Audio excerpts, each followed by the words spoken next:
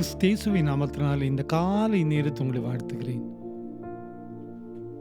மீக 6ஆம் அதிகாரம் 8ஆம் வசனத்திலே, உன் தேவனுக்கு முன்பதாக மனத்தாழ்மையாய் நடப்பதை அல்லாமல் வேறு எண்ணத்தை உன்னிடத்தில் கேட்கிறார் என்று வாசிக்கிறோம்.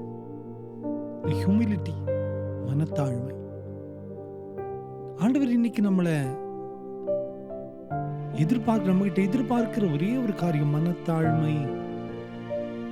அந்த தாழ்மை தான் இன்னைக்கு ஆண்டவர் நம்மகிட்ட எதிர்பார்க்கிறார். ஆண்டவர் சொல்லுகிறார், இதை தவிர வேற என்ன உங்ககிட்ட நான் எதிர்பார்க்கிறேன்?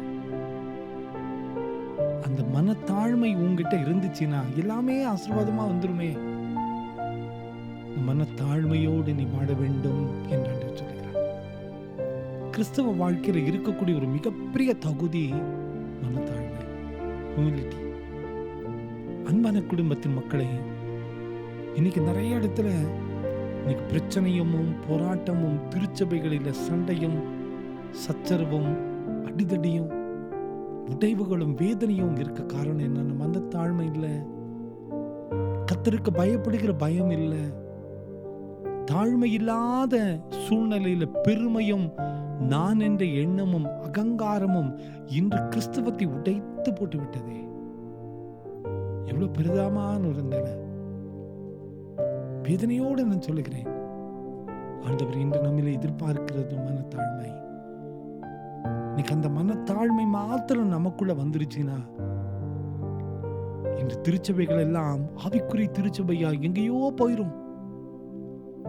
நம்ம வாழ்க்கையில பிரச்சனைகளும் போராட்டம் எல்லாம் மறைந்து ஒரு குடும்பத்தின் பிள்ளைகளாக நம்ம மாறிவிடுவோம். இன்னைக்கு இந்த உலகத்துல சாட்சியா இருக்க வேண்டிய திருச்சபைகள் கிறிஸ்தவம் சாட்சி இழந்து நிற்பதை நம்ம பார்க்கிறோம். உடைந்து போய் நிற்பதை பார்க்கிறோம். நீங்க அந்நிய மனிதன் முன்பதாக நியாயத்திற்காக நிற்கிற பரிதாபமான நிலை நாமே உருவாக்கி கொண்டு. காரணம் என்ன? மனத்தாழ்மை இல்லை. விட்டு கொடுக்கக்கூடிய கிருபை நமக்குள்ள இல்லை. அந்த ஒரு மனது நமக்குள்ள இல்லை. பழிவாங்க வேண்டும், அழிக்க வேண்டும், நான் உயர வேண்டும், எனக்கு என்னுடைய பேர், என்னுடைய பதவி, என்னுடைய ஆசை, என்னுடைய சுயநலம் என்று கிறிஸ்தவத்தை அழித்து, குடும்பத்தை அழித்து, தனிப்பட்ட மனிதனுடைய வாழ்க்கையை அழித்து, கிறிஸ்தவத்தை அழித்து, திருச்சபையை அழித்து இன்று பரிதாபமான நிலைக்குள் தள்ளப்பட்டதை நான் பார்க்கிறோம். ஆண்டவர் சொல்லுகிறார், மனத்தாழ்மைதான் உங்ககிட்ட எதிர்பார்க்கிறேன்.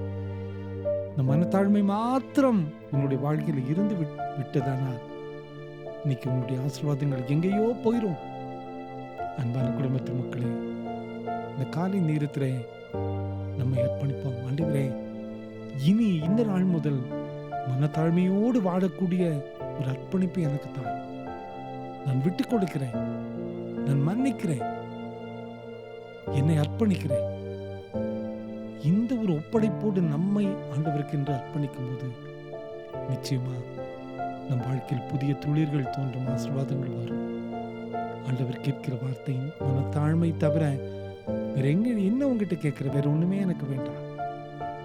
ஆண்டவர் என்னை அர்ப்பணிக்கிறேன், அந்த மனத்தாழ்மை எனக்கு தாரும் என்று நம்மை அர்ப்பணிக்கும் போது ஆண்டவர் நம்மோடு கூட இருப்பதை உணர முடியும், சமாதானத்தை பெற்றுக்கொள்ள முடியும். கவலைப்படாதிருங்கள். மனத்தாழ்மையோடு ஆண்டவரையே நோக்கி பார்ப்போம். ஜெபிப்போமா. அன்பின் ஆண்டவரே, இந்த காலை நேரத்திலே எங்கள் வாழ்க்கையில் மனத்தாழ்மையை தர வேண்டுமா கெஞ்சிருப்பா. ஆமாண்டவரே, சுயம் மறிக்கட்டும், எண்ணங்கள் சிலுவையில் அறையப்படட்டும். மனத்தாழ்மையோடு உமக்காக வாழ, உம்மை ஆராதிக்க கிருபை செய்வீர் நம்புகிறோம். இந்த செய்தி கேட்டுக்கொண்டிருக்கிற ஒவ்வொருவருடைய வாழ்க்கையிலையும் ஒரு மாற்றத்தை உண்டு பண்ணி தாருமப்பா. உம்முடைய அதிசயங்கள் நடக்கட்டும். உம்முடைய கிருபை எங்களோடு கூட இருக்கட்டும். காத்துக்கொள்ளும், ஆசீர்வதியும்.